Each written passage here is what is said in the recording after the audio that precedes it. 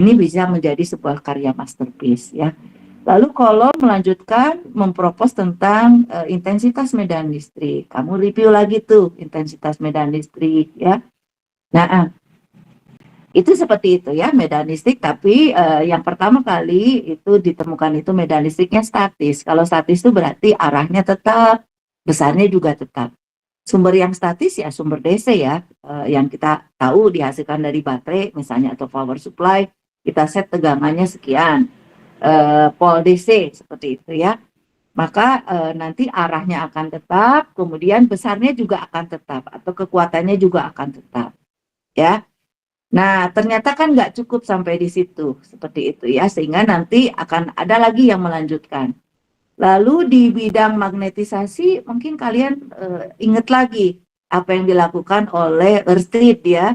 Ørsted yang bermain-main dengan kawat yang dialiri arus, lalu kemudian ada kompas ya, lalu kompasnya itu ternyata bergerak mengelilingi kawat arah. Jadi ketika digerakkan mengelilingi kawat, anak panah itu seperti menunjukkan ke pola tertentu gitu ya.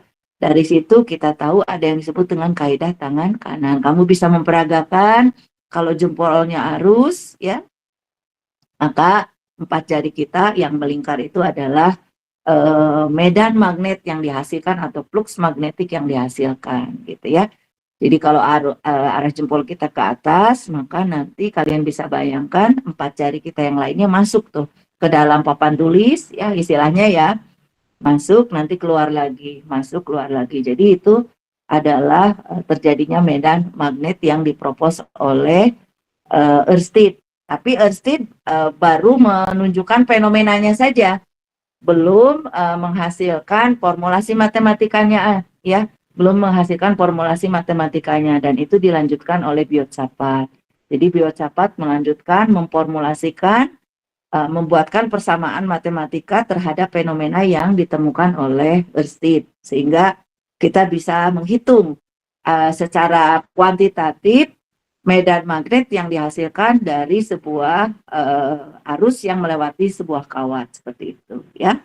Jadi dari situ terlihat tuh korelasi erat. Kalau arusnya diperkuat atau diperbesar sekian ampere, maka flux magnetiknya atau medan magnetnya juga semakin kuat. Nah, itu yang disebut dengan magnet statis yang dihasilkan oleh Biotsaphat, kemudian dilanjutkan oleh Ørsted, kemudian dilanjutkan oleh Biotsaphat. Nah, kemudian ternyata kan nggak cukup ya. Sampai di situ perkembangan riset di bidang elektromagnetika itu pada masa lalu juga terus ya. Tidak sampai berhenti di situ, dieksplorasi lagi. Sehingga nanti muncul ke berikutnya, itu ada Faraday, ada Ampere, bahkan Maxwell sendiri ya. Nah, Ibu izin minta satu orang yang bersedia untuk membacakan nih apa yang ada di layar ya. Bismillah, mangga. Apa yang bersedia, ini adalah Q&A. Ada yang bersedia membacakan? Saya aja, Bu. Enggak. Siapa namanya? Muhammad Rafi, Bu. Muhammad Rafi ya, mangga Rafi. Ya. Yang pertama, apakah itu persamaan Maxwell? Jawabannya, persamaan Maxwell adalah kumpulan persamaan-persamaan dari para peneliti di bidang elektromagnetika, yaitu bidang elektrisasi dan magnetisasi. Para peneliti tersebut adalah Gauss, Faraday, Ampere, dan Maxwell. Good. Pertanyaan kedua, apa latar belakang munculnya persamaan Maxwell? Jawabannya adalah kebutuhan tentang adanya pemahaman terjadinya gelombang elektromagnetik secara utuh yang dibangun oleh medan listrik dan medan magnet time varying. Kemudian pertanyaan ketiga, apa sumber dari persamaan Maxwell? Jawabannya adalah persamaan Maxwell disusun dari 4 eksperimen para ahli, yaitu eksperimen Gauss tentang elektrisasi, eksperimen Gauss tentang magnetisasi, eksperimen Faraday tentang time varying electric field, eksperimen Ampere tentang time varying electric field, dan direvisi oleh Maxwell dengan menambahkan arus pergeseran atau displacement current. Nuhun Arapi ya. Ya, bangga nih berikutnya siapa yang bersedia membahas atau membaca, maaf ya, membaca. Bangga.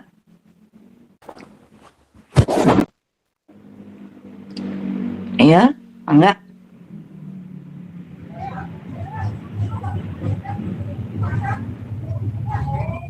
Elruni mau membaca.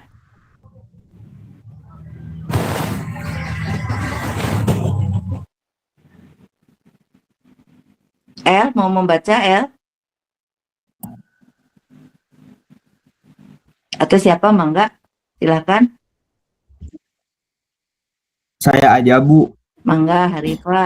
Harifa biar terlepas dari bantalnya ya. Iya, benar, Ibu. Ya, Pertanyaan yang keempat, apa target kita mempelajari persamaan Maxwell? Yang pertama itu, paham bahwa di bumi ini ada medan listrik dan medan magnet statis atau magnitudo dari arah konstan dan medan listrik dan medan dan bukan dari oh iya magnitudo dan arah magnitudo dan arah konstan dan medan listrik dan medan magnet time varying atau magnitudo dan arah berubah terhadap waktu. 2. Paham karakteristik medan listrik dan medan magnet. 3. Mengetahui persamaan Maxwell dalam bentuk diferensial dan integral. 4. Paham terjadinya gelombang elektromagnetik. Lalu, di manakah penerapan persamaan Maxwell? Persamaan Maxwell menjadi dasar pemahaman bagi bidang-bidang perambatan gelombang datar serba sama di berbagai media. Perambatan gelombang lintas media, perambatan gelombang radio, antena dan propagasi gelombang, sistem komunikasi gelombang mikro. Lalu, tools matematika apa saja yang digunakan pada persamaan Maxwell? Yang pertama ada diferensial panjang, luas, dan volume. Lalu integral vektor, yaitu integral garis, integral luas, dan integral volume. Lalu ada diferensial vektor, divergensi, dan curve. ya, nuhun ya. Nuhun Ya. Harifa ya. Oke. Anak-anak Ya. izin Ibu mau mentampilkan video YouTube ya. Gak apa-apa. Kalian ini sampai jam berapa? Mungkin Ibu minta waktu 2 jam ya, sebentar ya. Ibu ini dulu, kalau tadi stop share, gimana? Oh, stop sharing dulu. Ibu cari dulu YouTube-nya ya, sebentar, sekedap. Nanti kalau udah ready, Ibu tampilkan lagi ya. Sip. Ada yang sama, Ibu juga belum sarapan sih. Kalian udah belum sarapan ya? Oke, sekarang Ibu coba ini sebentar, Ibu masuk lagi, coba share screen-nya. Mudah-mudahan kedengaran jelas ya suaranya ya.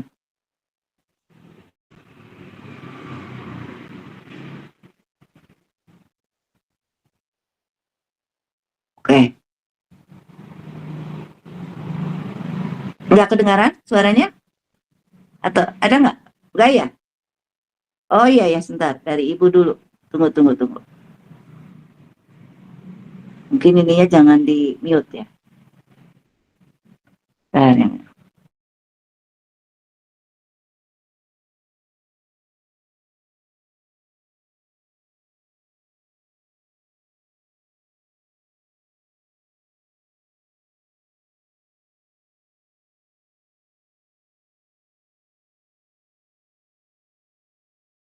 Anak-anak ada suaranya nggak? Tadi YouTube-nya. YouTube-nya mah nggak ada, Ibu. Oh, YouTube-nya nggak ada. Sebentar, kalau sekarang ada? Nggak ada, Bu. Oh, nggak ada ya? Oke, mungkin dari kenapa? PC Ibunya bisa di unmute dulu mungkin, Bu. Dari yang mana? Dari yang PC, Ibu kan pakai 2 akun ya, Bu ya? Iya. Ya, yang PC-nya jangan di mute dulu. Mungkin dari sana kayaknya, Bu. Oh, iya, sekedap. Oh ya. Oke, yang ini di mute aja. Coba. Tapi jadi ini ya. Tunggu. Ini Ibu mau kecilin dulu. Nah, sebentar. Ada? Tetap nggak ada, Bu. Tetap nggak ada ya? Atau gini, gimana ya caranya ya? Oke, mungkin di yang ini ya, Ibu harus ini. Ibu kirimin link YouTube-nya ke kalian ya.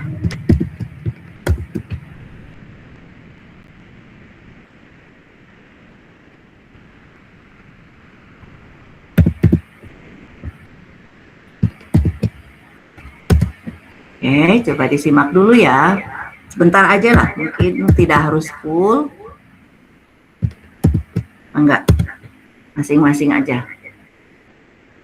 Atau ada yang mau share screen nggak? Mungkin berhasil dari kalian. Sapunten dibantu ibunya. Ibu stop share dulu ya.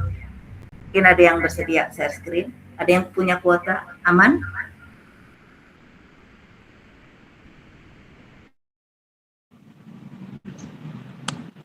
Enggak dibantu share screen dari kalian.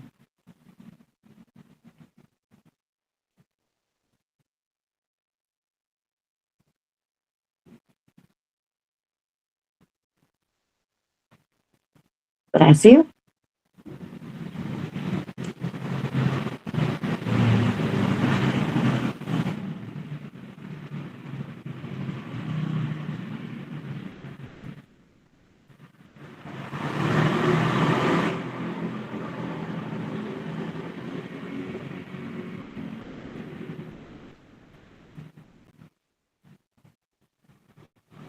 Oke, enggak. Coba putar di besar itunya ya, layarnya ya. Suaranya nggak Bu sebelumnya? Ada, mantap. Oh ada, oke Bu.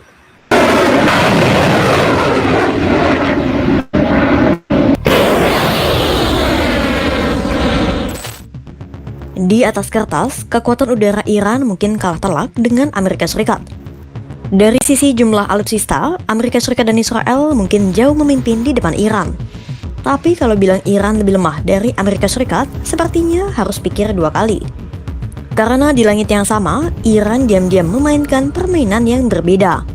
Bukan dengan jet tempur, bukan juga dengan rudal anti pesawat, tapi dengan teknologi yang bisa membutakan Amerika Serikat dan Israel. Di Selat Hormuz, Iran menggunakan jamming GPS untuk mengacaukan sistem navigasi ratusan kapal dan menciptakan apa yang disebut sebagai kabut digital. Iran membuat Selat Hormuz yang sudah berbahaya karena ranjau berubah jadi labirin kematian yang tidak bisa dibaca sistem navigasi kapal mahal Amerika Serikat. Sementara di darat, Iran rajin menghantam sistem komunikasi Amerika Serikat yang berfungsi jadi mata dan telinga Washington di Timur Tengah. Di balik semua itu, ada keberadaan satelit Peito milik Cina yang membuat rudal Iran tiba-tiba jauh lebih presisi dari sebelumnya. Seperti apa taktik gerilya Iran yang membuat kekuatan udara Amerika Serikat tak berkutik?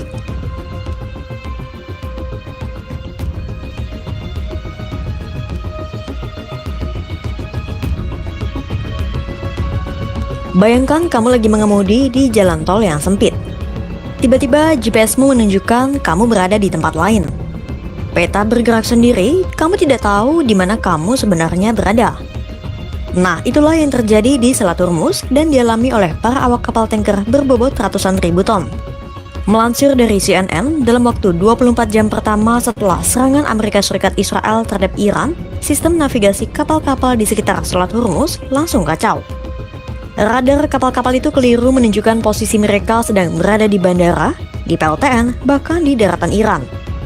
Ini bukan kerusakan teknis, ini adalah serangan yang disengaja.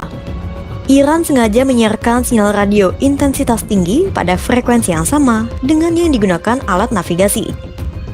Hasilnya ada dua, jamming yang membutakan sistem penentuan posisi dan spoofing yang memasukkan data lokasi palsu ke dalam sistem navigasi kapal.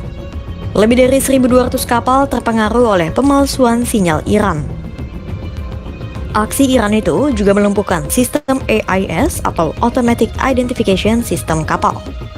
AIS adalah sistem yang bisa memancarkan posisi, kecepatan, dan data penting kapal ke kapal lain dan ke daratan secara otomatis. Tujuannya untuk menghindari tabrakan.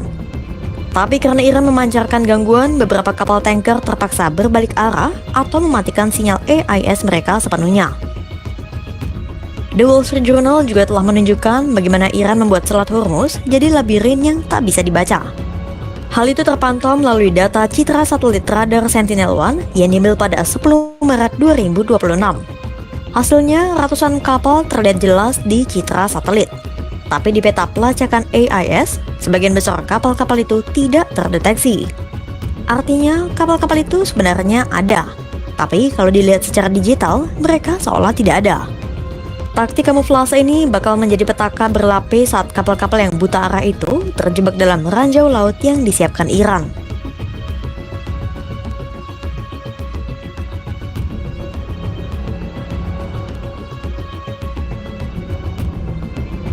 Sejak perang dimulai, sejumlah pengamat takjub dengan pergerakan rudal Iran yang lebih presisi dibanding perang sebelumnya. Kepresisian rudal Iran ini jadi satu fakta yang menarik perhatian para analis intelijen. Iran tidak mengakui apapun soal peningkatan akurasi rudalnya. Tapi melansir dari Al Jazeera, mantan Direktur Intelijen Luar Negeri Prancis, Alain Juillet, menyimpulkan Iran tampaknya sudah beralih ke sistem navigasi satelit milik Cina, Peito. Versi final Peito diluncurkan pada tahun 2020 dan diresmikan langsung oleh Presiden Xi Jinping.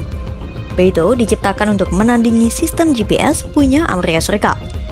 Peito punya 45 satelit, sementara GPS Amerika Serikat hanya 24 satelit. Lebih banyak satelit berarti geometri sinyal dan akurasi posisi akan jauh lebih baik. Sebelum menggunakan Peito, Iran mengandalkan sistem navigasi inersia. Tapi dalam inersia, kalau ada kesalahan pengukuran sekecil apapun, kesalahan itu akan terakumulasi dan hasilnya akurasi akan menurun seiring waktu. Dan disinilah peran unggul Peito. Lewat Peito, Iran bisa menggunakan sistem sinyal militer terenkripsi yang jauh lebih kuat dari sinyal GPS biasa. Sistem itu bisa mencegah pemalsuan sinyal dari luar karena menggunakan perpindahan frekuensi yang kompleks dan adanya autentifikasi pesan navigasi. Peito juga punya alat komunikasi pesan singkat yang memungkinkan operator berkomunikasi dengan drone atau rudal sampai jarak 2000 km saat diterbangkan. Artinya, rudal bisa dialihkan setelah diluncurkan. Margin kesalahan Peito kurang dari 1 meter, dan sistem ini bisa mengoreksi arah kalau target bergerak. Penggunaan Peito oleh Iran diperkirakan dimulai sejak 2015, dan pada 2021, proses perpindahannya makin dipercepat.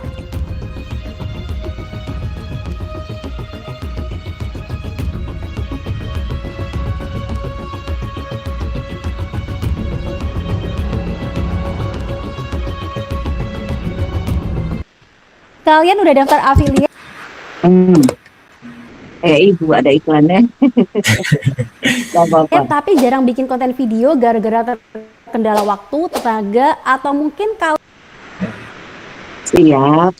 Seperti yang sudah diulas sebelumnya, taktik langit Iran kian paripurna saat satelit Cina yang menjadi mata dikombinasikan dengan teknik salvo rudal Iran. Dan setiap infrastruktur Amerika Serikat di Timur Tengah adalah objek uji kemampuan dua senjata itu. Tujuannya jelas, Iran ingin mengambil alih dominasi perang di Timur Tengah. Memasukkan kemampuan analisa satelit ke dalam taktik asimetris, Iran memilih membutakan radar pertahanan Amerika Serikat terlebih dahulu dengan drone Shahid buatannya. Bayangkan begini, Peito membuat serangan rudal Iran jadi lebih presisi. Tapi secanggih apapun rudal itu, kalau sistem peringatan dini Amerika Serikat masih berfungsi, penjaga THAAD dan Patriot jadi punya waktu untuk menjatuhkannya sebelum tiba di target. Maka Iran mengerjakan satu hal terlebih dahulu. Iran menghancurkan radar Amerika Serikat, sehingga senjata pertahanan Amerika Serikat yang harganya miliar dolar Amerika Serikat itu tidak punya waktu memberi reaksi. Hasilnya, rudal-rudal Iran bisa dengan mudah menembus pangkalan militer Amerika Serikat di sana. Atau biasa disebut juga sebagai teknik serangan salvo-text. Radar buta, waktu reaksi menyempit, dan rudal presisi datang beramai-ramai. Baik, Itulah duet combo yang membuat cukup ya. Good ya. Terima kasih Rafi sudah kelas lawyer ya. Tapi hari ini luar biasa ya, membantu Ibu insya Allah jadi kebaikan ya, gitu insya Allah ya. Tapi monggo di stop share. Apa yang menarik dari tadi dalam kita korelasikan dengan apa yang sedang kita bahas ini? Ada yang mau memberikan pendapat dulu? Apa yang menarik sebetulnya dari, atau mungkin tidak menarik? Ada yang menarik nggak? Atau ada yang mau memberikan pendapat dulu nggak? Sebelum Ibu menjelaskan ke arah mana maksudnya gitu. Ada yang mau memberikan pendapat? Ada hal yang menarik nggak? Atau ada hal yang menggugah kalian nggak dari video tontonan tadi?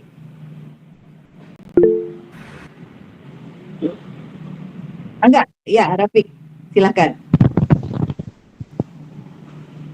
Kedengaran nggak suaranya? Sangat jelas. Ya, menurut saya ya yang menarik dari video tadi itu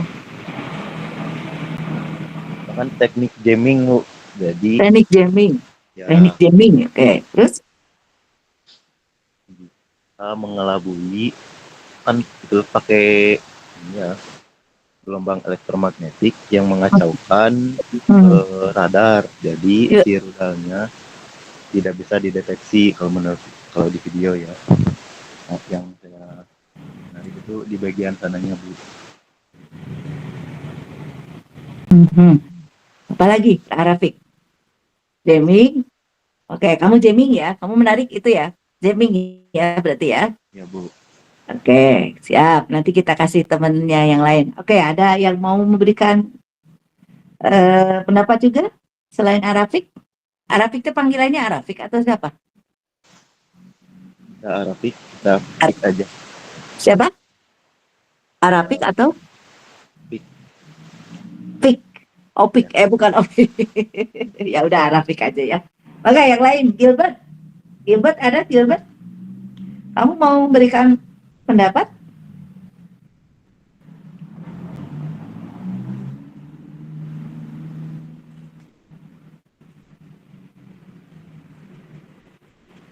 Iya. Boleh, jadi siapa aja boleh. Ada Tazkia, ada Rifki, Davina, ayo. Sansan tuh.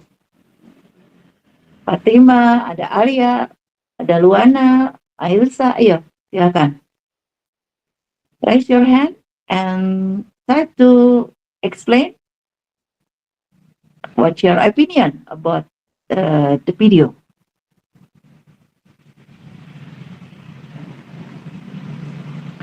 Ayo dong. Ada Prima? Atau ada Dilan? Jadi PJ-nya yang tanggung jawab. Dilan, mana Dilan? Dilan?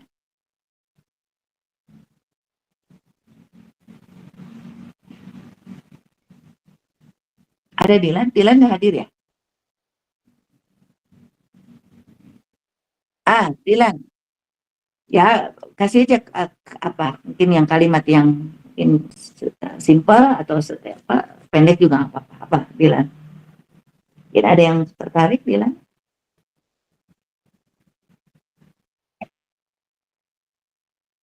Oh, senjata. Senjata tak kasat mata ya. Senjata tak kasat mata bisa membutakan itu ya, mengacaukan ya. Mengacaukan deteksinya radar ya, atau deteksinya rudal, maaf bukan radar, deteksinya rudal ya gitu. Senjata tak kasat mata. Oke, ada lagi? Ya banyak ya anak-anak ya yang bisa kita ambil dari video tadi ya. Kalau kalian tuntaskan tuh nontonnya nanti ya, kalau udah selesai mata kuliah ini kalian tuntaskan. Sebetulnya korelasinya bahwa teknologi itu saat ini, perang teknologi itu tidak melulu perang fisik ya, tetapi ada peran-peran teknologi, perang teknologi yang dia memainkan peranan tentang bagaimana peran penting gelombang elektromagnetik ya. Nah, kembali tadi ke persamaan Maxwell, sebetulnya nanti dari persamaan Maxwell itu adalah persamaan dasar dari terjadinya gelombang elektromagnetik. Tetapi untuk menghasilkan sebuah fungsi-fungsi yang cerdas seperti yang tadi kita lihat, ada jamming, spoofing ya. Kemudian juga ada beberapa istilah yang kita bisa lihat dari sana sehingga para musuh yang mungkin dipandang oleh Iran itu menjadi blind, ya, jadi buta gitu ya, tidak bisa melihat padahal objek ini ada gitu ya. Nah itu tidak secara fisik, tentunya kita bermain dengan secara digital. Berarti persamaan Maxwell yang nantinya menjadi persamaan yang di-generate di dalam sebuah sistem pengendalinya, karena kalau sistem pengendali itu pasti ada coding ya. Coding pasti berbasis mathematical equation, berbasis tools-tools matematika yang kemudian dimodifikasi sehingga menjadi fungsi baru yang mungkin di luar naturalnya ya gitu. Jadi sehingga tadi ada fungsi-fungsi yang smart ya, yang bisa ini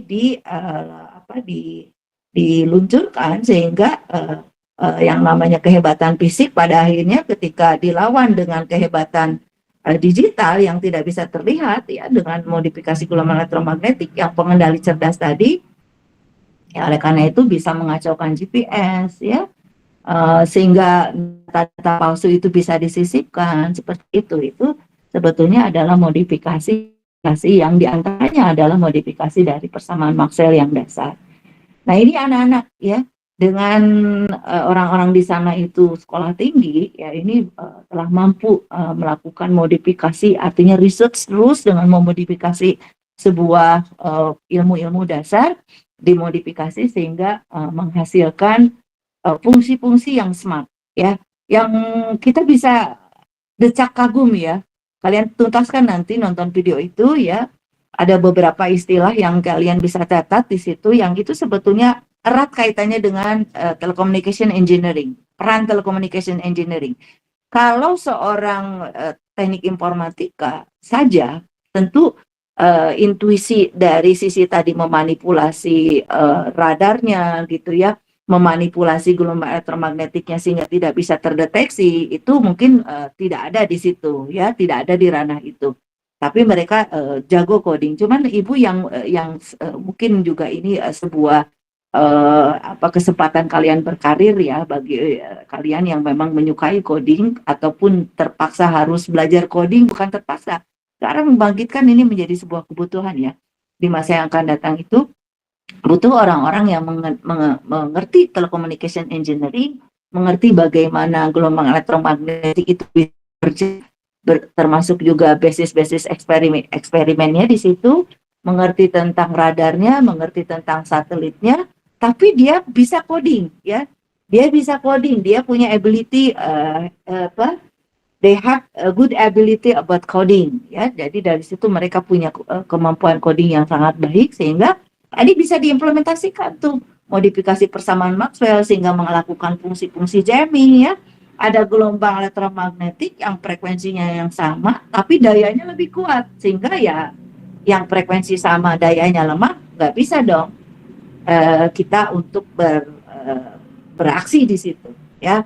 Kalian misalnya mau ngejamming ini, kalau mau niat yang nggak baik ya, misalnya ada K-Light radio. K-Light radio itu frekuensinya katakanlah dia 107,1, amplitudo power dayanya misalnya kekuatan dayanya misalnya sekian dBm seperti itu. Kalian pancarkan tuh gelombang elektromagnetik ke Bandung ya, ke udara Bandung gitu dengan frekuensi yang sama tapi dayanya lebih tinggi dari K-Light. Udah si K-Lightnya sendiri nanti akan ketimpa, jadi nggak bisa mancar ya. Oh tiba-tiba hari ini kok K-Light dia nggak mancar, padahal tidak ada istilahnya kerusakan fisik ya, antenanya oke, sistem pemancar di sana oke. Kenapa ya? Nah itu ternyata perangnya di udara gitu. Nah perang-perang di udara tadi yang secara fisik tidak bisa terlihat, tidak mungkin itu tidak sengaja ya, tidak mungkin itu kebetulan, itu adalah hasil masterpiece, hasil para peneliti di Iran yang fokus di bidang telecommunication engineer, yang dia punya kemampuan coding, punya kemampuan yang lebih komprehensif ya tentang bagaimana topografi wilayah buminya seperti itu ya, dan lain-lain gitu. Nah itu anak-anak yang ingin ibu tarik ke situ, sehingga sebetulnya berangkat dari kelas-kelas sederhana ini, disitulah dimulainya spirit untuk memodifikasi untuk fungsi-fungsi yang lebih hebat, lebih smart ya, sehingga bisa menjadi benteng pertahanan digital ya, benteng pertahanan digital dari negara kita misalnya nanti ke depannya ya. Oke, kita kembali lagi ke persamaan Maxwell tadi ya. Ini mudah-mudahan menjadi spirit kalian. Nah, ini tadi yang Ibu ceritakan ya. Kalau kita review lagi tentang apa namanya elektrisasi ini sudah ya. Kalian nanti bisa lihat lagi slide-slide yang Ibu. Nah, ini yang tadi distribusi arus itu berperannya dari distribusi muatan listrik ya. Ini sangat penting nanti di antena. Ini juga tentang Biosapat ya, yang mengawalinya dari Ørsted gitu ya. Ini juga nanti ada beberapa link yang kalian bisa pelajari tentang karakteristik dari medan listrik dan medan magnet. Tapi ini yang statis ya. Yang statis itu artinya medan listrik sumbernya adalah muatan listrik positif ya. Arahnya dari mana? Kalau ada muatan listrik positif, lalu ada muatan listrik negatif seperti ini tadi ya, maka arahnya pasti dari muatan positif ke negatif. Lalu muatan positif akan menghasilkan medan listrik keluar. Ini statis ya. Jadi arahnya itu adalah point to point kalau yang statis ya, seperti itu. Lalu kalau yang medan magnet dia mengelilingi kawat. Mengelilingi kawat membentuk seperti ini ya. Membentuk kaidah tangan kanan. Lalu kita masuk ke lanjutan-lanjutan dari yang dilakukan oleh Coulomb ya. Kemudian dilakukan oleh tadi Ørsted, Biosapat ya, kaitannya dengan medan magnet. Kita mulai masuk ke eksperimen lanjutan. Ini dari Gauss.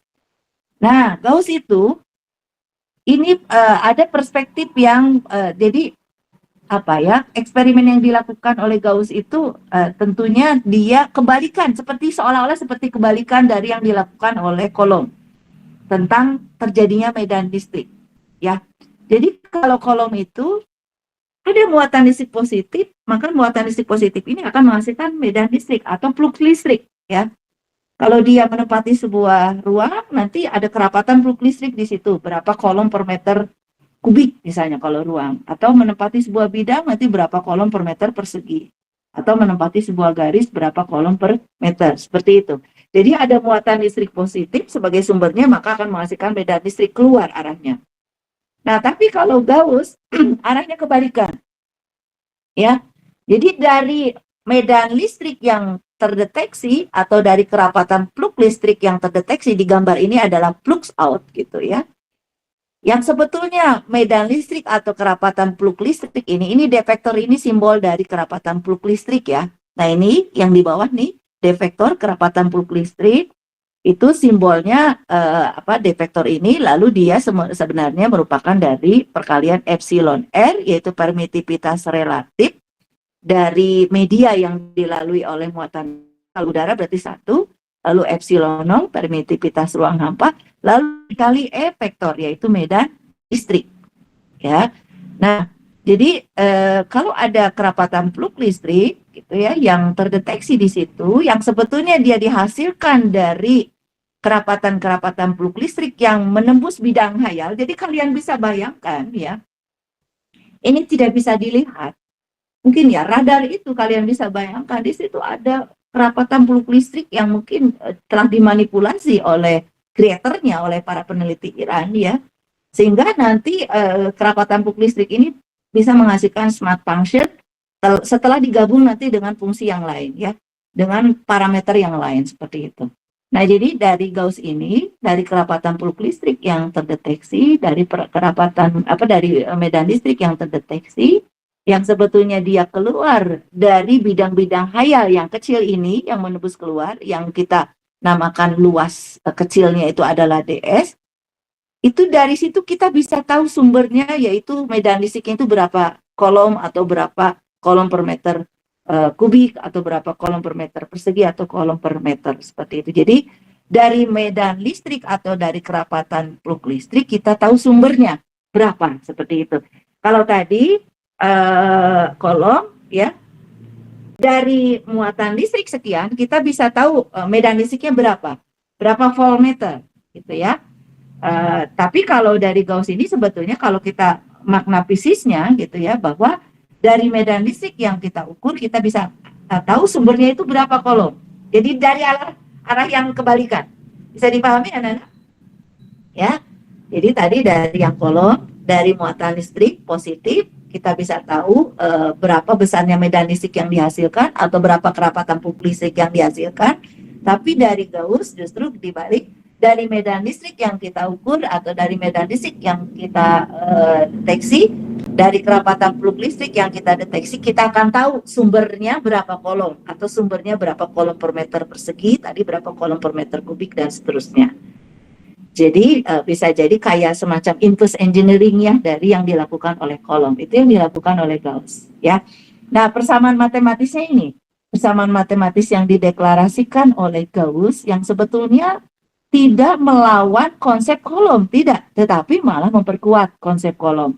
Jadi dari arah yang berbeda tetapi malah memperkuat konsep kolom. Bahwa kata Gauss, integral tertutup. Nah, ini lambang integral tertutup ya. D.ds. D.ds ini artinya kerapatan peluk listrik D vektor yang menembus bidang ds kecil. Bidang ds yang kecil ini. Ya. Nah, itu sama dengan Q yang melingkupi. Nah, integral tertutup ini ds ini ya yang luasnya bidang S ini, kalian bisa bayangkan seperti Ibu ketika menjelaskan yang disebut diferensial luas. Masih ingat? Diferensial luas, coba kalian bawa ke ranah yang Ibu sampaikan di kelas. Ada papan tulis tuh di kelas kalian. Kalian bisa bayangkan papan tulis ya. Papan tulis itu ibaratnya bidang hayal yang ditembus oleh kerapatan peluk listrik dari kelas sebelah misalnya ya. Itu ada dari kelas sebelah itu ada sumber muatan listrik, lalu menembus dinding papan tulis kelas kalian. Oke, dinding itu kita ibaratkan adalah bidang S. Bisa bayangkan ya, berarti di situ yang membangun dinding itu ada sumbu apa aja anak-anak? Ayo kalian bayangkan ke kelas kalian. Yang menembus dinding itu sebetulnya dibangun oleh sumbu apa? Yang tingginya sumbu apa? Tinggi dinding sumbu Z. Oke. Lalu panjang dinding sumbu apa? Panjang dinding. Kalian bisa bayangkan sumbu apa? Kalau diibaratkan titik pojok kelas kalian tuh yang di dekat papan tulis yang di pojoknya itu adalah titik pusat koordinat misalnya ya, kalau di Kartesian itu adalah X sama dengan 0, Y sama dengan 0, Z sama dengan 0 kan? Masih ingat ya? Lalu kalian bergerak ke arah depan, berarti maju ke arah bangku, dari papan tulis ke arah kursi-kursi, itu adalah sumbu X. Lalu ke arah pintu, kalian bisa bayangkan, berarti itu sumbu Y. Lalu ke arah atap, itu adalah sumbu Z. Gitu ya. Nah, berarti dinding yang tadi yang ada papan tulis, itu dibangun oleh dua sumbu, yaitu Z dan Y. Oke? Z dan Y. Ya. Nah, di situ pasti ada vektor satuan yang tegak lurus dinding. Yang tegak lurus papan tulis tuh. Vektor satuan apa? Yang ke arah kalian, yang ke arah kursi. Yaitu vektor satuan AX. Ya. Maka bidang itu kita namakan DSX. Masih ingat ya?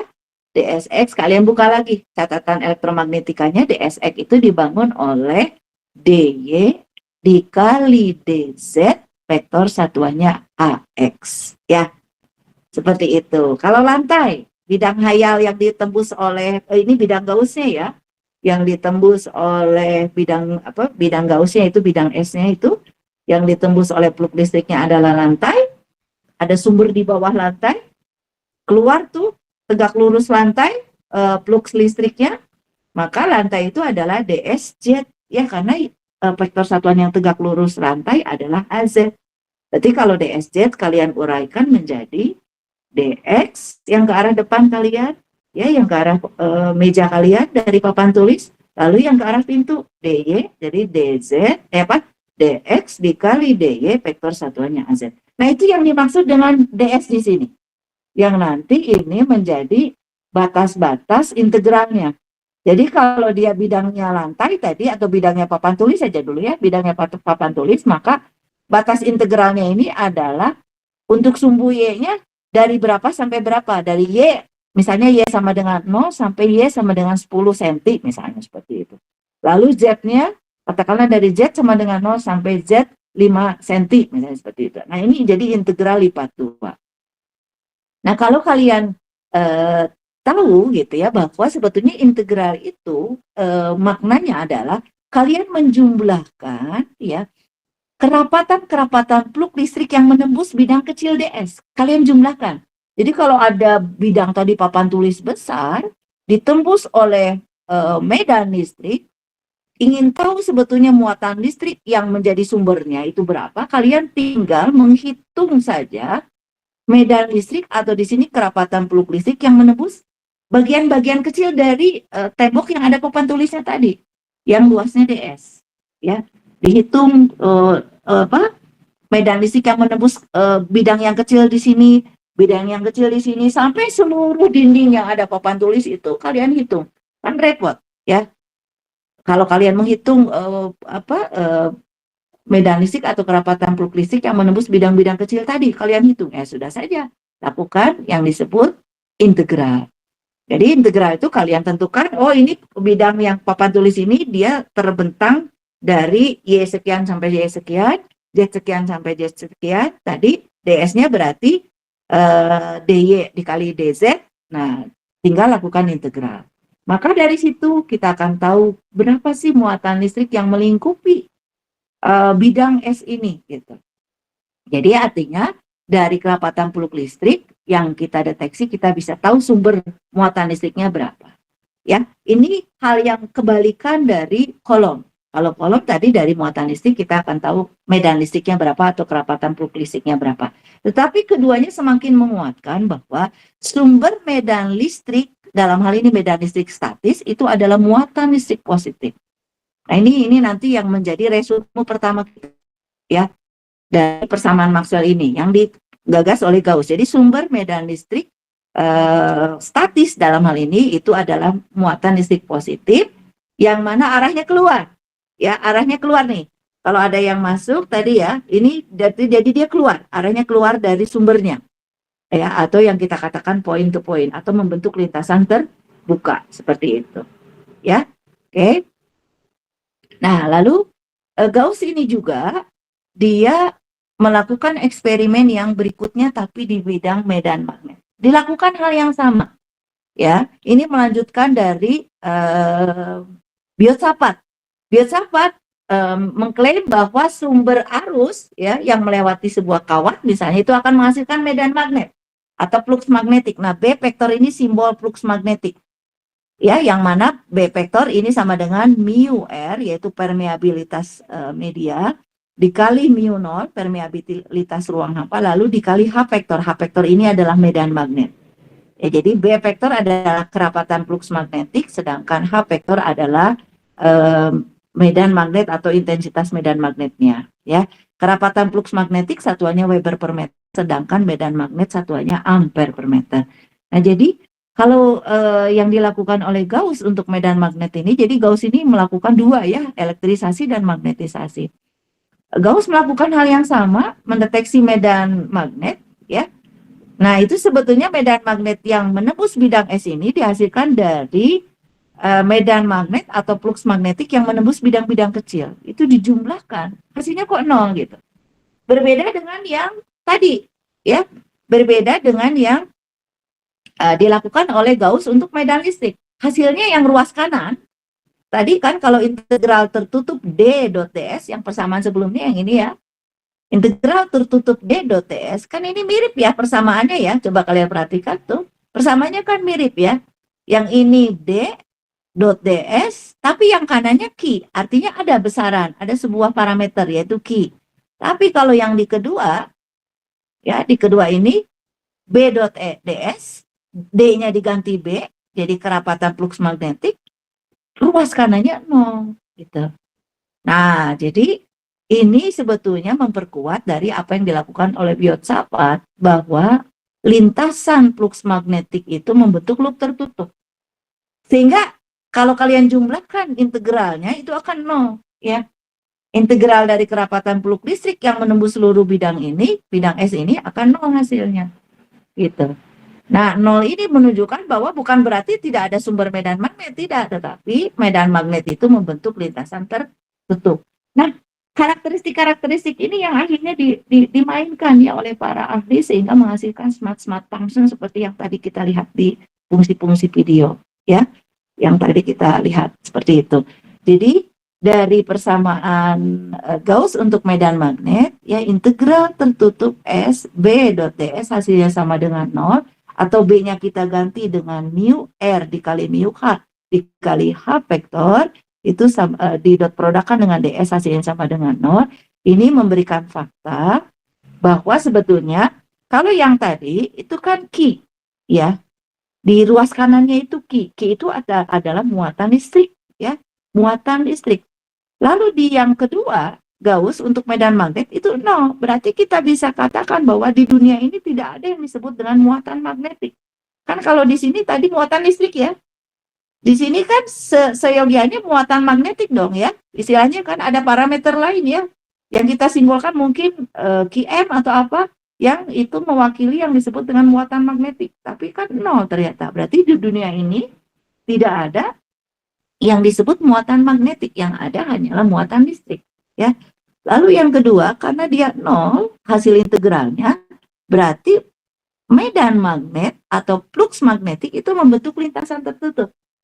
Ya, membentuk loop tertutup. Jadi kalau kalian punya antena bentuknya batang doang, antena monopolar, misalnya antena yang suka di mobil ya, maka medan magnetnya itu mengelilingi antena tersebut, mengelilingi batang tersebut.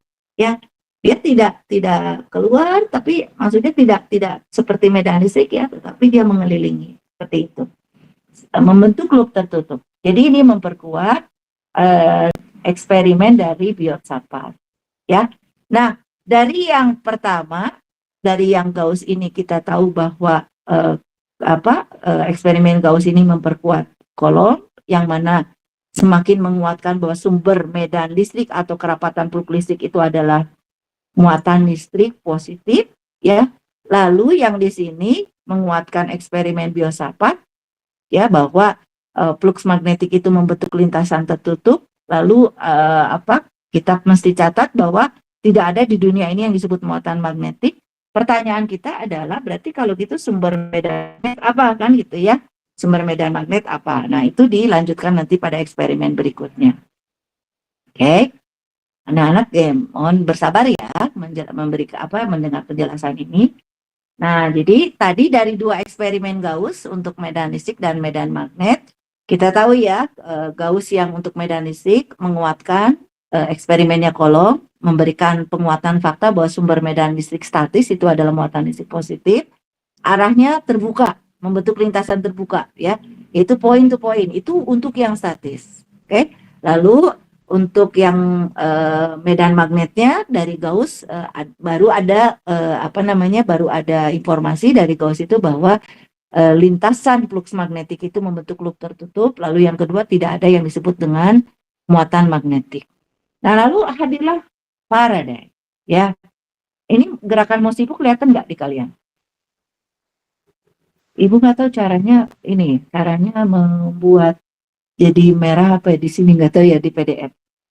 Ada nggak? Ada ya. Oke. Nah, ini ya. Oke, kita mulai yang dilakukan oleh Faraday, anak-anak. Coba lihat gambar yang A dulu. Ya, ini ada lilitan kawat konduktor ya. Kan lilitan kawat konduktor itu pasti ada ujung-ujungnya ya. Ujung satunya terhubung ke polaritas positif dari voltmeter, lalu ujung yang satunya ke polaritas negatif dari voltmeter. Jadi alat ini voltmeter, ada jarumnya gitu ya. Kemudian kawat ini dililitkan di sebuah silinder, bentuk silinder, kaleng mungkin berbentuk silinder ya. Tapi tengahnya ada lubang. Nah, lubang ini dimasukkan medan magnet permanen, dimasukkan gitu ya, masukkan ke dalam. Nah, ini ada sesuai anak panah ini. Apa yang terjadi ya? Oke, ketika medan magnet permanen ini dimasukkan ke dalam kawat ya, memang di dalam kawat akan terjadi yang disebut dengan medan magnet. Tapi medan magnetnya juga lemah ya, karena dihasilkan oleh medan magnet permanen seperti itu. Oke. Dan voltmeter ini tidak bergerak jarumnya ya. Nah, sekarang diganti tuh medan magnet permanennya dengan baterai. Tapi baterai ini kan mau dimasukkan nih ke lubang ini berarti butuh lagi lilitan, ya.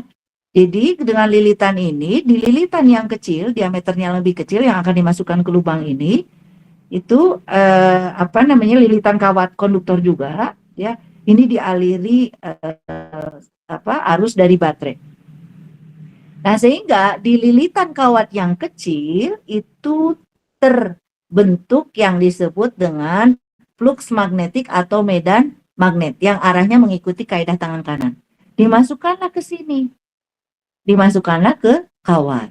Ya, ke lubang dari kaleng ataupun ini kaleng lah yang berlubang ya, yang ditempati oleh lilitan kawat kedua yang diameternya lebih besar. Seperti itu. Bisa dipahami ya bedanya dengan gambar A. Ya. Nah, dari sini kita mengamati bahwa ternyata voltmeter ini tidak bergerak. Jadi artinya tidak ada reaksi apapun di kawat lilitan yang besar. Sebagai akibat kawat lilitan yang kecil dimasukkan ke dalamnya, ya, dimasukkan ke dalam rongga kawat yang besar, tapi si kawat kecil ini dihubungkan ke baterai. Dia tidak memberikan dampak apapun. Buktinya apa? Voltmeter ini tidak bergerak. Ya, voltmeter ini tidak bergerak. Sehingga kita katakan bahwa flux magnetik yang dihasilkan oleh kawat yang kecil yang dimasukkan ke kawat yang besar, ke lubang kawat yang besar itu adalah flux magnetik atau medan magnet yang juga statis karena sumbernya adalah baterai. Oke. Nah, hal yang lain ya ternyata Faraday itu keren ya. Berpikir lagi memaksimalkan fungsi akalnya gitu ya. Sehingga baterai ini sebelum dihubungkan ke kawat yang kecil dihubungkan dulu ke sebuah saklar. Nah, kita bisa bermain di saklar ya. Saklarnya kita on off kan, kalian bisa bayangkan kalau saklarnya kita on off kan dengan cepat, maka kalian bisa bayangkan arus yang dihasilkan oleh baterai yang masuk arus yang dihasilkan oleh baterai, arus yang masuk ke lilitan yang kecil itu nilainya berubah-ubah. Ya, di on off kan terus sehingga seakan-akan nanti kalau kalian bikin grafiknya ya, arus ini seperti fungsi waktu. Jadi berubah-ubah nilainya, ya. Semakin cepat kalian menekan saklar gitu ya, membuka tutup saklar gitu, semakin cepat maka arus ini akan semakin berfluktuasi nilainya. Ya. Terus selama sekian menit kalian on off-kan saklar gitu. Dari situ akan menghasilkan sebuah arus di dalam ini ya yang masuk ke lilitan diameter kecil ini, arus yang besarnya berubah-ubah terhadap waktu. Nah, arus yang berubah-ubah terhadap waktu ini tentunya menghasilkan medan magnet yang juga pasti berubah terhadap waktu. Ya, nah ternyata voltmeter ini bergerak. Nah, kenapa voltmeter ini bergerak? Karena di sini terukur beda potensial di kawat yang kedua, di kawat yang luar yang diameternya lebih besar. Kalau ada beda potensial berarti di sini di kawat yang kedua ya, di dua titik ini terjadi medan listrik. Nah, kesimpulannya medan listriknya dihasilkan dari mana? Ternyata dari medan magnet ya yang berubah terhadap waktu yang dihasilkan di dalam diameter kawat yang besar. Yang itu dihasilkan dari kawat yang kecil sebagai akibat kawat yang kecil dialiri arus yang berubah terhadap waktu. Gitu. Jadi dari sini kita bisa simpulkan dari Faraday ini bahwa di dalam voltmeter ini, ya terukur voltmeter, itu karena ada beda potensial, berarti ada medan listrik, yang mana medan listriknya dihasilkan dari medan magnet yang berubah terhadap waktu. Itu anak-anak. Jadi medan listrik itu tidak melulu dihasilkan dari muatan listrik positif. Nah ini jadi memberikan informasi lain ya, yang menambahkan, bukan menambahkan, memberikan fakta lain ya, terhadap yang dilakukan oleh Coulomb yang tadi dikuatkan oleh Gauss bahwa sumber medan listrik kan muatan listrik positif. Oke, itu bagi yang statis. Tapi kalau ada medan magnet ya di sekitar antena ada medan magnet, lalu medan magnet ini merupakan medan magnet yang berubah terhadap waktu, jadi dia besar dan arahnya berubah-ubah, maka akan menghasilkan medan listrik, ya. Jadi sebuah antena itu bisa membangkitkan medan magnet dan medan listrik sekaligus gitu. Yang kedua-duanya berubah terhadap waktu atau time varying. Seperti itu dari eksperimen Faraday. Nah, eksperimen Faraday ini dirumuskan seperti ini ya. Nah, ini. Jadi yang luas kiri ini adalah fenomena yang terjadi pada kawat besar, lilitan kawat besar yang tadi di luar ya. Integral tertutup C ini berarti dia lintasannya kawat gitu ya, lintasannya berupa garis gitu ya. DL ini berarti lintasan garis. Kalian ingat lintasan garis itu berarti pakai diferensial panjang ya. Kalau diferensial kawatnya misalnya lilitan kawatnya kalian letakkan di sumbu Z, berarti DL-nya adalah DZ AZ ya, seperti itu. Nah, ini sama dengan minus DDT integral S B dot DS. Nah, ini yang terjadi nih. Ini adalah flux magnetik yang dihasilkan oleh diameter kawat kecil sebagai akibat dari arus yang diterimanya adalah arus yang berubah-ubah nilainya, ya, mengikuti fungsi waktu yang dihasilkan oleh on-off-nya saklar yang tadi meng-on-off-kan arus yang masuk ke dalam kawat kecil. Jadi yang luas kanan ini menunjukkan flux magnetik yang berubah terhadap waktu, lalu yang kiri menunjukkan medan listrik. Berarti dari sini kita tahu bahwa medan listrik dapat dihasilkan oleh flux magnetik yang berubah terhadap waktu. Lalu hadirnya minus dari mana? Jadi hadirnya minus itu nanti arah medan listrik itu selalu berlawanan arah dengan arah GGL induksinya atau arus induksinya. Jadi yang tadi di dalam ini yang kita katakan di dalam ini terjadi arus induksi ya, yang menginduksi ini. Yang induksi ini sebetulnya medan magnet ya yang berubah terhadap waktu yang menginduksi ini. Nah, medan listrik, polaritas medan listrik di sini yang dihasilkan itu berlawanan dengan arah arusnya.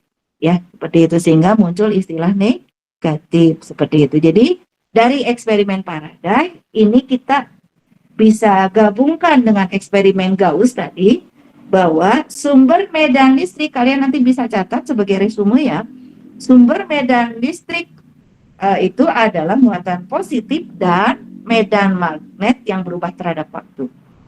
Jadi ada dua sumber medan listrik itu ternyata.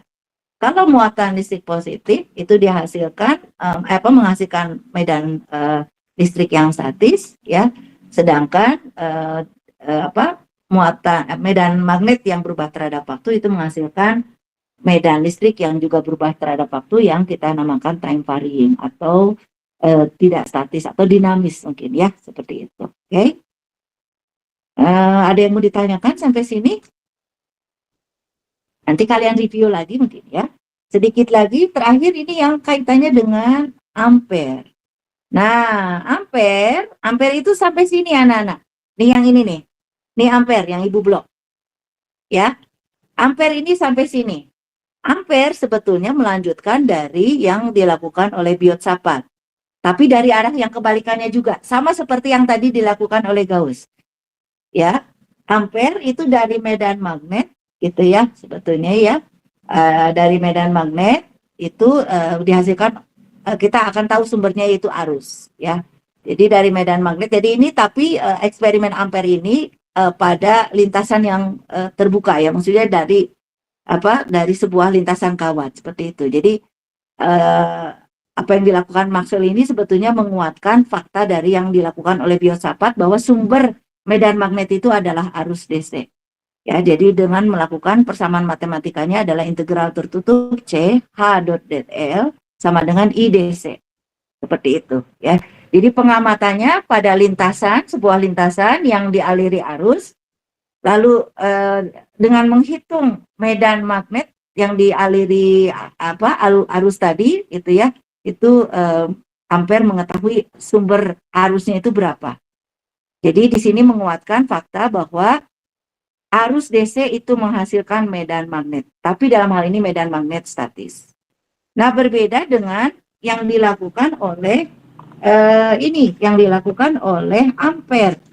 maaf, yang dilakukan oleh Maxwell, ya. Jadi kalau Maxwell ini yang kanan. Nah, yang ini ya, yang kanannya gitu ya. Yang mana ini terjadi kalau kalian bayangkan yang terjadi, mungkin di sini ada gambar nggak? Coba. Nampaknya Ibu ada gambar. Sebentar. Oh, tidak ada ya. Mungkin ini ya.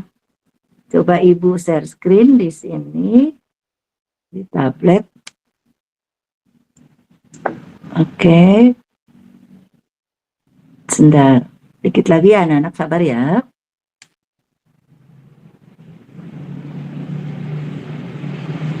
Nah, itu coba Ibu share screen dari sini. Ini stop dulu ya, yang ini ya, sebentar. Karena ada 2 device, Ibu stop dulu yang ini. Oke.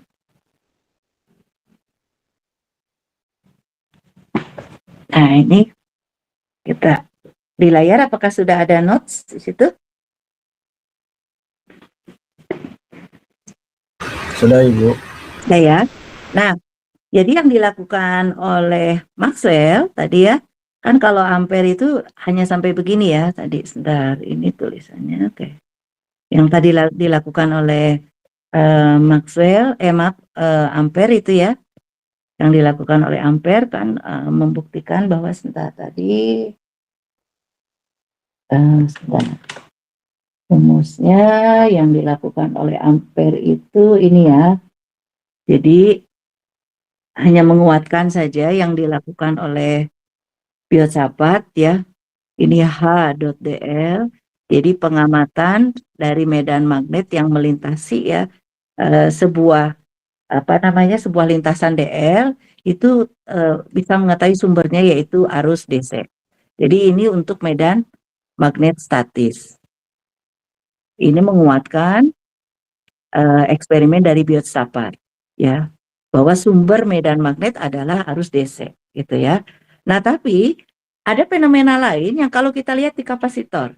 Kalian mungkin pernah dengar ya, kalau kapasitor itu misalnya ini ada sebuah baterai gitu ya.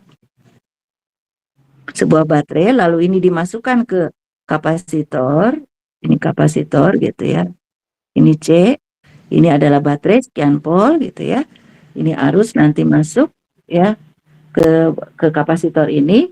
Maka kapasitor ini kan sebetulnya dia terdiri dari 2, ini ya mungkin dari samping aja ya. Terdiri dari 2 plat gitu ya. Terdiri dari 2 plat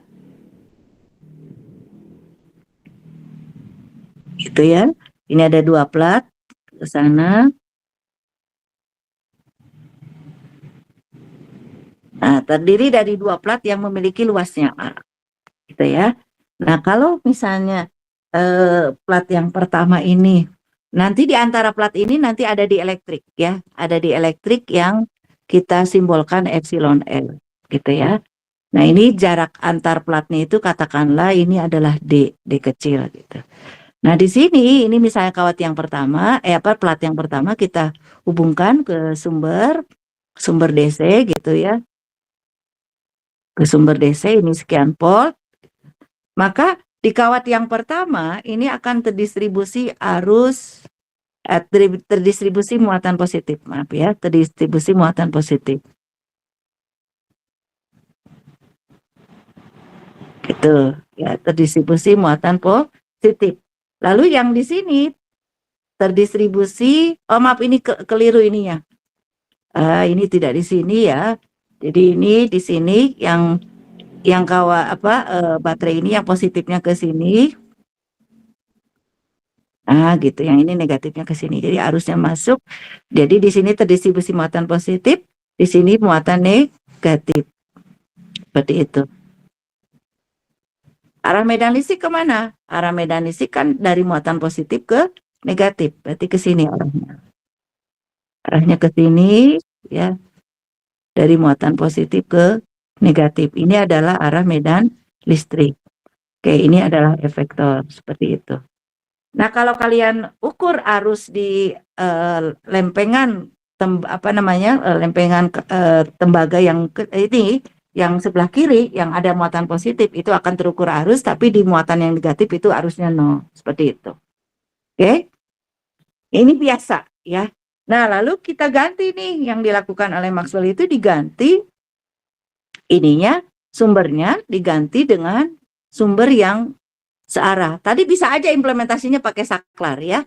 Tapi ini diganti dengan sumber yang searah, sumber bolak-balik, sumber bolak-balik seperti itu ya. Kalau sumber bolak-balik kan begini kurvanya ya. Ini misalnya begini gitu ya.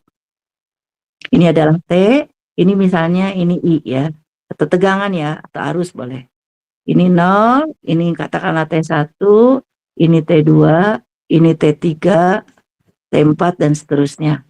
Nah, kita lihat dari 0 sampai T1 itu siklusnya kan positif, ini positif. Berarti yang di sebelah kiri ini positif, yang di sebelah kanan negatif, seperti pada gambar seperti ini. Ya, maka arah medan listriknya dari muatan positif, berarti dari lempengan yang kiri ke yang kanan. Seperti itu. Tapi pada saat T1 sampai T2 dia ke bawah, negatif. Nah, berarti kebalikan. Ya, yang ini negatif, yang lempengan kiri. Yang ini positif. Sehingga arah medan listrik jadi ke kanan. Dari lempengan yang kanan ke kiri. Maaf ya, dari lempengan yang kanan ke kiri arahnya. Lalu nanti dari T2 sampai T3 itu ke atas lagi positif, kembali lagi seperti yang semula. Ya, dari lempengan kiri ke kanan. Jadi di sini di tengah-tengah kapasitor ini, ya di tengah lempengan ini, dua lempengan tembaga ini terbentuk yang disebut medan listrik yang berubah terhadap waktu.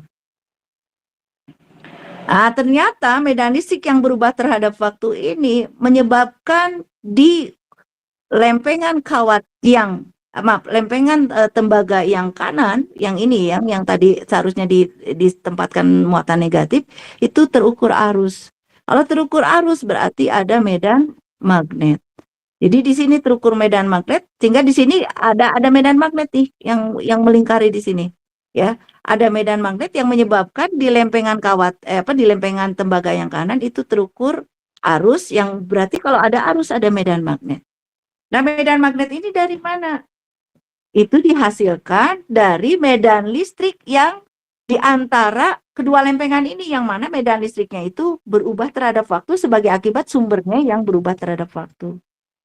Jadi dari eksperimen Maxwell itu memberikan penguatan terhadap eksperimen Ampere sebetulnya ya, yang memberikan fakta lain bahwa sumber medan magnet itu tidak hanya arus DC, tetapi sumber medan magnet itu juga dihasilkan dari medan listrik yang berubah terhadap waktu. Ya, sehingga dari eksperimen Maxwell ya yang menguatkan tadi eksperimen Ampere, yang mana di lempengan tembaga yang kedua ini terukur arus. Nah, arus itu kita namakan arus pergeseran. Seakan-akan ada arus yang dihasilkan sebagai akibat medan listrik yang berubah terhadap waktu. Jadi ada arus yang bergeser ke arah lempengan yang kanan, yang itu menyebabkan terjadinya medan magnet. Ya, jadi di sekitar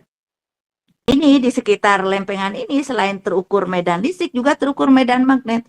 Dan itu buktinya ada arus yang mengalir di lempengan kawat yang kanan, lempengan tembaga yang kanan sebagai akibat sumbernya yang berubah terhadap waktu.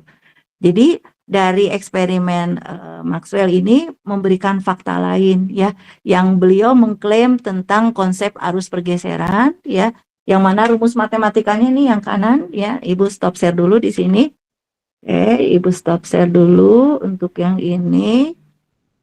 Ini Ibu stop share ya, kembali lagi ke PC. Jadi di sini dikit lagi ya anak ya, udah capek ya. Nah di sini ini ya, jadi yang ruas kanan ini yang tadi terjadi pada pada space di antara dua lempengan ini ya, dua lempengan dua lempengan tembaga ya, dua lempengan konduktor gitu yang membangun kapasitor tadi ya. Jadi ini yang terjadi di ruas kanan, yaitu medan listrik yang berubah terhadap waktu sehingga menghasilkan medan magnet. Jadi dari persamaan Maxwell ini kita dapat fakta lain bahwa kalau ada medan listrik yang berubah terhadap waktu, ini yang ruas kanan, menghasilkan medan magnet. Jadi medan magnet itu tidak hanya dihasilkan oleh arus, tetapi dihasilkan oleh medan listrik yang berubah terhadap waktu. Kalian bisa bayangkan ya, kalau kita gabung dari runutan pertama, dari Gauss, kemudian Faraday, kemudian Ampere, kemudian Maxwell, ya, yang menambahkan revisi, kontribusi Maxwell itu adalah di arus pergeserannya, yaitu memberikan fakta bahwa medan magnet itu dapat dihasilkan oleh medan listrik yang berubah terhadap waktu. Nah, jadi seperti ini anak-anak. Kalau dari sini ya, kita bisa lihat gambar ini ya. Nah, ini nih, lihat gambar ini ya. Ini adalah antena dipole ya, diberikan sumber di tengahnya. Diberikan sumber di tengahnya. Gitu ya. Kalau antena dipole ini diberikan sumbernya adalah sumber DC, kalian bisa bayangkan yang tengah ini bukan sumber AC ya, bukan sumber bolak-balik tapi sumber DC. Maka seperti apa medan listriknya? Seperti apa medan listrik dan medan magnetnya? Nah, kalau kalian gambarkan ya, berarti kalau misalnya sumbernya DC, kalian bisa bayangkan digambarkan. Mungkin ini Ibu nggak ada gambarnya ya di sini ya. Kalian bisa bayangkan kan kalau di pool itu berarti ada dua lengan ya. Ada dua lengan konduktor, lengan kanan sama lengan kiri lah. Kalian bayangkan, bentangkan tangan kalian biar nggak ngantuk nih, ada lengan kanan, lengan kiri. Ya. Lalu lengan kanan diberikan diberikan polaritas positif baterai, lengan kiri diberikan polaritas negatif baterai. Oke, bisa dibayangkan ya. Berarti arah medan listriknya ke arah mana? Arah medan listrik. Tadi lengan kanan muatan positif, lengan kiri muatan negatif. Berarti arah medan listriknya adalah dari lengan kanan gitu ya ke arah lengan kiri. Gitu, seperti itu. Ya, jadi dia melengkung gitu dari lengan kanan ke lengan kiri. Semua gitu ya, dari setiap bagian lengan kanan, batang konduktor yang kanan dari dipole itu keluar medan listrik yang arahnya ke lengan kiri, yaitu yang di situ ada muatan negatif. Oke, bisa bayangkan seperti itu. Lalu muatan positif kan bergerak tuh di lengan kanan, bergerak sampai ke ujung, nanti ke arah muatan negatif, ya, bergerak sampai ke ujung lengan kanan, kemudian ke arah muatan negatif. Berarti di lengan kanan itu ada arus mengalir ke kanan tuh. Kalau arus mengalir ke kanan, maka di kawat ya di batang yang kanan itu terjadi medan magnet. Medan magnetnya ya arah arusnya ke kanan, berarti medan magnetnya kalian bisa terapkan menggunakan kaidah tangan kanan. Ya seperti itu. Ya, apakah terjadi gelombang elektromagnetik? Itu tidak. Maka antena ini tidak mengenerate gelombang elektromagnetik. Akibatnya fungsi antena tidak berjalan di situ. Fungsi antena tidak terjadi. Sebagai alat peradiasi gelombang elektromagnetik itu tidak terjadi.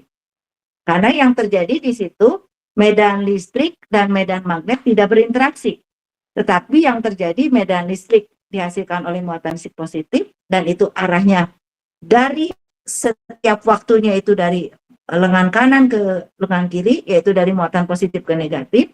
Lalu ada medan magnet yang arahnya mengikuti kaidah tangan kanan di lengan yang atas, gitu ya. Itu mengikuti kaidah tangan kanan. Yang tadi ada muatan listrik positif, yang mana di situ mengalir arus DC. Hanya itu saja. Tetapi antara medan listrik dan medan magnetnya tidak berinteraksi. Ya. Nah sekarang kalian bayangkan yang digambar ini. Yang digambar ini, dipolnya, lengan atas dengan lengan bawah, itu dihubungkan sumber bolak-balik. Sumber bolak-balik seperti yang tadi gambarkan kurvanya, yang Ibu representasikan tadi kurvanya. Ya, berarti kalau lengan atas ini pada saat siklus, katakanlah dari 0 sampai T1 itu ke arah siklusnya kan tadi gelombangnya kan ke atas ya, sumbernya itu ke atas, berarti di atas ini positif, yang bawah ini negatif. Maka arah medan listrik itu ke bawah, ya, dari muatan positif ke bawah, ke sini, ke negatif, gitu. Tetapi pada saat T1 sampai T2, itu medan listriknya, ya, berubah. Karena dari T1 sampai T2, justru lengan yang bawah ini jadi terdistribusi muatan positif, yang atas jadi negatif. Sehingga arah medan listrik ke atas. Nah, kalian bisa bayangkan di antena ini, di antena dipole ini, ya, dihasilkan medan listrik yang arahnya dari atas ke bawah, ke atas ke bawah, ke atas ke bawah, secara bolak-balik. Ingat, tadi dari eksperimen Maxwell, kalau medan listrik itu dia berubah terhadap waktu, ya, dia ke atas ke bawah, arahnya berubah gitu ya. Di situ yang tadinya dari lengan atas dipul ke bawah dipul, kemudian dari bawah dipul ke atas lagi, dari atas ke bawah lagi. Kalian bisa bayangkan kalau itu terjadi pada frekuensi yang tinggi, yang mana periode perubahan dari puncak positif ke puncak negatif dari sumbernya itu sangat cepat, berarti di dipole itu terjadi medan listrik yang berubah terhadap waktu, yang energinya juga kuat, ya, karena frekuensinya tinggi. Nah, menurut Maxwell itu terjadi medan magnet nih yang merah ini, medan magnet yang juga dia twin, jadi kayak berisolasi ya, ke kanan, ke kiri, ke kanan, ke kiri. Nanti ada video ya, ada sebuah video, nanti kamu ibu share ininya, nanti kamu lihat sendiri. Di sini ada tayangannya ya, nggak perlu di show di dalam Jimit ini. Nanti kamu lihat di sini ya, kamu bikin resume nih, bagaimana antena bisa bekerja ya. Ini basisnya dari persamaan Maxwell. Jadi di kawat ini, di dipole ini ada flux magnetik yang merah ini yang sebetulnya dia ke kanan, ke kiri, ke kanan, ke kiri. Nah, ketika ke kanan, karena ini medan magnetnya ini berubah terhadap waktu, dia juga menghasilkan medan listrik. Itu menurut Faraday. Ya, jadi yang merah ini medan magnet menghasilkan lagi medan listrik. Itu fakta dari Faraday. Lalu medan listrik yang ini juga berubah terhadap waktu, menghasilkan lagi medan magnet. Jadi antara medan listrik dan medan magnet itu saling melingkupi. Medan listrik menghasilkan medan magnetnya sendiri menghasilkan medan listrik.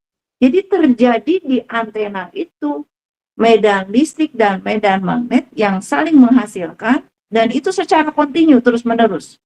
Sehingga terbangkitkanlah gelombang elektromagnetik, dan itu nanti ada energi yang keluar dari antena yang kita sebut dengan energi gelombang elektromagnetik, yang kita bisa simpulkan bahwa energi gelombang elektromagnetik itulah yang membawa informasi dari pengirim ke penerima, sehingga kita bisa mendapatkan informasi di sebuah tempat seperti itu. Nah, ini lihat fenomenanya ini yang digambar yang biru ya. Yang merah ini menunjukkan medan magnet yang dihasilkan tadi oleh medan listrik yang berubah terhadap waktu di antena, menghasilkan medan magnet yang juga berubah terhadap waktu, itu menghasilkan medan listrik, sehingga terus ya, karena kan periode gelombang kan berjalan ya, sehingga ke kanan tentu ada penyebaran energi ya, penyebaran energi gelombang yang merupakan perpaduan dari medan listrik dan medan magnet. Jadi gelombang elektromagnetik itu dibangkitkan dari interaksi antara medan listrik dan medan magnet yang berubah terhadap waktu, yang mana medan listrik dan medan magnetnya itu saling melingkupi. Saling melingkupi itu berarti saling mempengaruhi.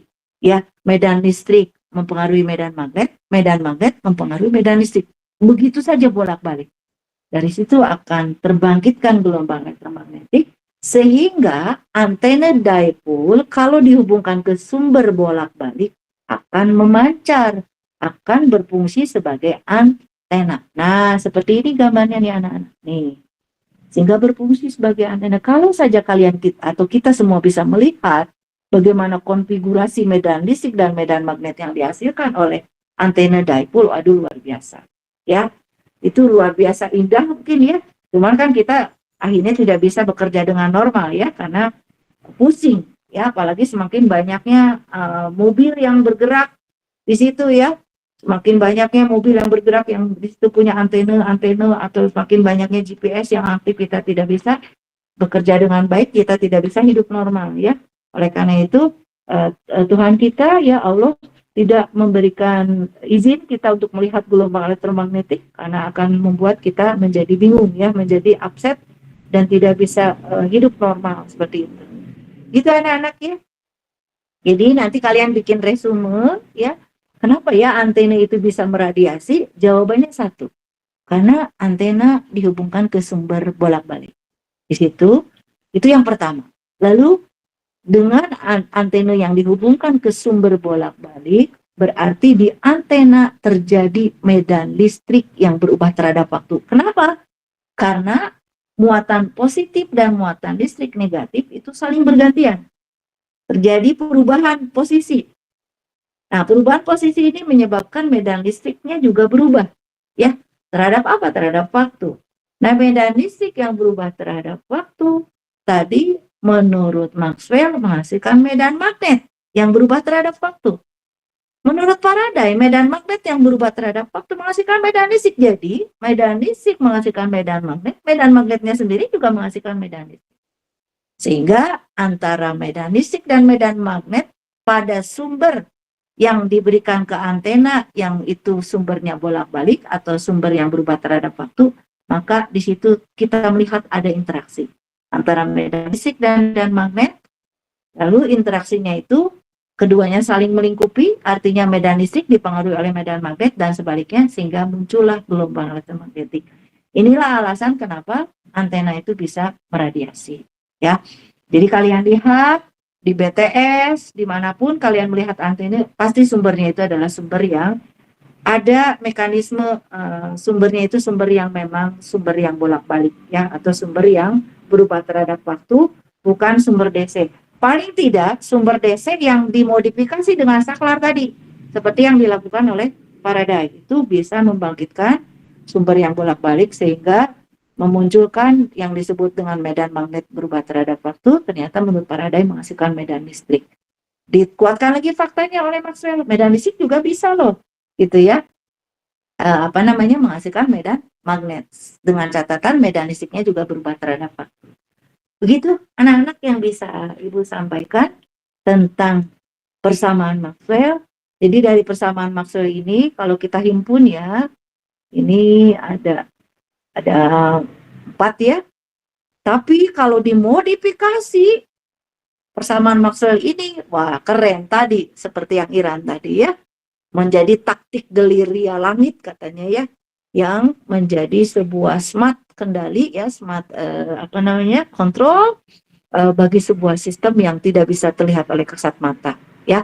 Ini diinsertkan ke sebuah sistem radar, misalnya persamaan Maxwell ini di mikrokontrolernya berbasis codingan persamaan Maxwell yang dimodifikasi pakai microcontroller atau sistem kendali cerdas yang lainnya, lalu itu menjadi pengendali radarnya sehingga radarnya bisa membutakan radar yang lain, misalnya seperti itu. Ini dari persamaan Maxwell. Ya, jadi anak-anak, alhamdulillah kita harus bersyukur ya, ditakdirkan oleh Allah menjadi orang-orang yang concern di telecommunication engineering. Dari hal yang mungkin kita melihatnya ini rumit banget ya matematikanya, jangan ini dulu ya, jangan paranoid dulu atau jangan takut dulu, karena matematika ini justru menjadi tools kita untuk memahami sesuatu. Itu ya anak-anak yang bisa sampaikan sama Ibu. Ibu minta kalian membuatkan resume, nanti mungkin Prima dengan Dylan ya, bikin Google Drive tempat teman-teman kalian untuk membuat resumenya. Tapi resumenya original ya anak-anak. Jangan pernah berpikiran kalian menyontek temennya ya untuk mendapatkan nilai. Jangan, itu mah udahlah, tinggalkanlah karakteristik seperti itu mah ya. Bikin sendiri, kalian review lagi videonya, kalian bikin resume ya, nanti dikumpulkan, itu sebagai wujud tanggung jawab ya. Wujud tanggung jawab bahwa kita bersyukur diberikan ilmu, lalu coba memahami apa yang didapatkan hari ini. Boleh ditambahkan dari sumber-sumber lain seperti tadi ya, ada video-video termasuk yang ini ya anak-anak ya. Ini nanti Ibu linknya mau pengingat ya, nanti Ibu akan kirimkan ke kalian, boleh kalian lihat ya untuk menguatkan pemahaman kenapa di antena itu bisa meradiasi. Nah, dengan kita belajar persamaan Maxwell, kita jadi clear menurut Ibu ya, kenapa antena itu bisa meradiasi. Kenapa antena itu bisa membangkitkan gelombang elektromagnetik?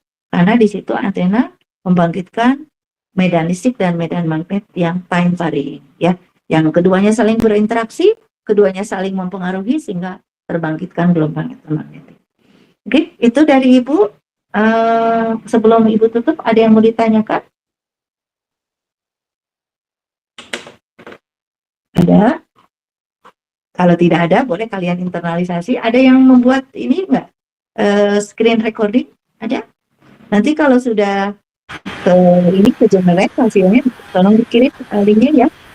Tadi seperti yang Ibu sampaikan, berarti nanti Prima membantu membuatkan link Google Drive, Dilan juga masing-masing kelas ya. Tapi kalian mahasiswa yang 2A atau 2B masukkan ke sesuai linknya gitu ya. Dan tadi ya, jangan pernah terpikir kalau berdiskusi boleh ya. Berdiskusi misalnya Gilbert dengan Rifki diskusi gitu. Yuk kita diskusi, yuk kita tonton bareng atau tonton masing-masing tapi kita diskusi, boleh ya. Jadi nanti dituliskan hasil diskusi dengan siapa gitu ya. Dituliskan aja di disclaimer gitu di bawahnya, ini hasil diskusi dengan siapa, boleh ya, seperti itu. Gitu anak-anak ya, kalau tidak ada mungkin Ibu tutup. Barakallahu fikum, alhamdulillahirabbil alamin. Mohon maaf ya kalau tadi ada banyak yang kekeliruan, mungkin karena lagi jet lag ya. Sehat untuk kalian semua. Terima kasih Ibu tutup ya. Assalamualaikum warahmatullahi wabarakatuh. Waalaikumsalam. Waalaikumsalam warahmatullahi wabarakatuh. Ya, Ibu tutup ya. Terima kasih anak-anak. Ibu pamit ya. Makasih Bu. Sami-sami. Oke, silakan.